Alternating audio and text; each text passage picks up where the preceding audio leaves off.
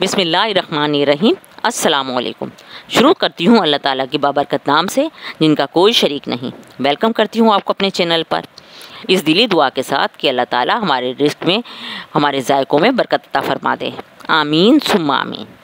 आज मैं आपके साथ बहुत ही मज़ेदार क्रिस्पी टेस्टी आलू के चपली कबाब की रेसिपी शेयर कर रही हूँ, जो किसी भी तरह गोश्त के चपली कबाब से कम नहीं, जबकि गोश्त इसमें बिल्कुल शामिल नहीं होता, बल्कि जिसे खाकर, जिसे बनाकर आप गोश्त को बिल्कुल भूल जाएंगे। बहुत ही मज़ेदार बनते हैं ये कबाब।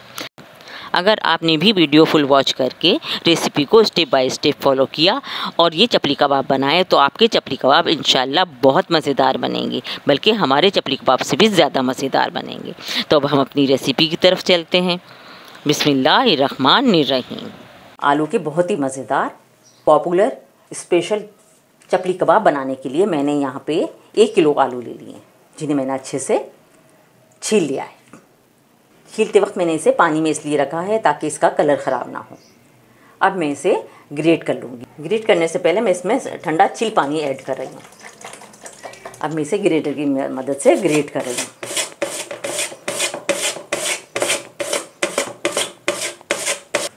आलू हमारे अच्छी तरह ग्रेट हो गए।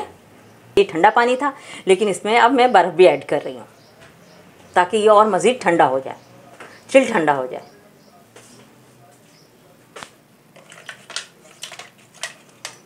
को हम इसी तरह ठंडे पानी में 10 मिनट तक छोड़ देंगे। नेक्स्ट स्टेप उसके बाद करते हैं। आलूओं को ठंडे पानी में डिप किए हुए तकरीबन 10 मिनट हो चुके हैं।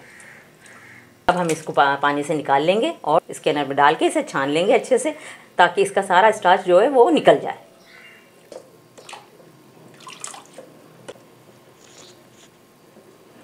अच्छी तरह से पानी निचोड़ के इसका निकाल दिया। उसके बाद हमने इसे बाउल में ऐड कर दिया है। अब इसमें स्पाइसेस ऐड करेंगे।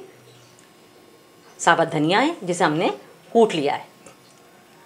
पहले ड्राई रोस्ट किया हुआ था ये, और उसके बाद हमने इसे कूट लिया मोटा मोटा।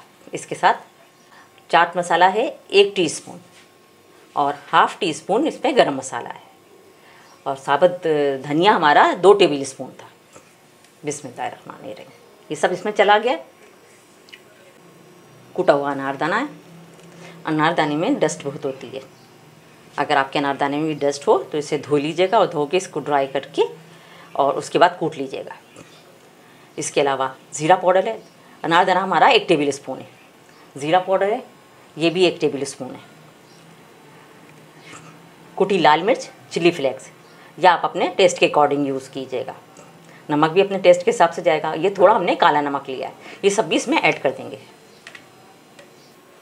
मीडियम साइज़ की 1 प्याज लिया हमने, इसे भी बारीक चॉप कर लिया था और पानी निचोड़ लिया था। बिल्कुल ड्राई है ये भी। ये इसमें शामिल कर देंगे। बारीक चॉप की हुई हरी मिर्चें शामिल करेंगे। बहुत सारा हरा धनिया शामिल कर देंगे इसमें बारीक चॉप करके। स्पाइसेस और हरा मसाला हमारा तकरीबन शामिल हो गया है इसमें। अब हम इसमें 4 टेबल स्पून मैदा शामिल करेंगे। बिस्मिल्लाहिर्रहमानिर्रहीम। इससे बाइंडिंग अच्छी होती है। 3 टेबल स्पून चावल का आटा शामिल करेंगे। ये हमारे कबाबों को क्रिस्पी करेगा। 2 टेबल स्पून कॉर्नफ्लोर शामिल करेंगे। अब इन तमाम चीज़ों को अच्छे से मिक्स कर लेंगे। इसमें हमने अभी तक पानी शामिल नहीं किया, और ना ही इसमें पानी शामिल करना है, क्योंकि हमारे आलूओं की जो मॉइस्चराइज होता है उससे ही ये अच्छे से मिक्स हो जाएगा। आलूओं का मिक्सर अच्छी तरह से हमने मिक्स कर लिया है। लेकिन अगर आपको लगे कि ये जो है रनी हो रहा है, तो आप इसमें कॉर्नफ्लोर या मैदा थोड़ा सा शामिल कर लीजिए। और हम भी इसमें 2 टेबल स्पून कॉर्नफ्लोर और शामिल कर रहे हैं। इसे भी अच्छे से मिक्स कर लेंगे। आलू का मिक्सचर हमारा रेडी हो गया है। अब हम इसकी फ्राइंग शुरू करते हैं। फ्राइंग के लिए पैन हमने चूल्हे पे रख दिया है। चूल्हे का फ्लेम ऑन है, और उसमें ऑयल भी ऐड कर दिया है। अब हम अपने आलू के मिक्सचर की टिक्किया बनाएंगे। टिक्किया जो है वो बना के रखनी नहीं है, साथ साथ ही फ्राई करनी है। तो ये 1 टमाटर रखेंगे। ऑयल हमारा गर्म हो गया, हमने चेक कर लिया है। अब हम इसे इस तरह टमाटर वाला हिस्सा नीचे रखेंगे और अपने चपली कबाब फ्राई कर लेंगे। इसका फ्लेम लो रहेगा, क्योंकि आलू हमारे कच्चे हैं, इसलिए हमें इसे लो फ्लेम पे ही पकाना है ताकि आलू हमारे अच्छे से पक जाएं। इस तरह ये टिकिया बन गई है और इस पर हमने ये टमाटर रख दिया और अब हम इसे ये इस तरह फ्राई करते जाएंगे। 2-3 मिनट तक इसी तरह पकने देंगे इसे एक साइड से। एक ही और जगह थी, हमने वो भी डाल दिया। ये हमारा फ्राई हो गया नीचे से एक साइड से। ईच साइड से हमें तकरीबन 3-3 मिनट इसे पकाना है और फ्लेम लो रहेगा चूल्हे का। कबाब के साइज़ आप अपनी मर्ज़ी और अपनी पसंद से कर लीजिएगा। बहुत मज़े के कबाब बनते हैं ये। गर्मी के मौसम में जब नॉन वेज खाने का बिल्कुल आपका दिल नहीं चाह रहा हो तो ये कबाब बहुत मज़ा देते हैं। लो बजट हैं, इसमें ऐड होने वाली ज़्यादातर चीज़ें हमारे किचन में अवेलेबल होती हैं।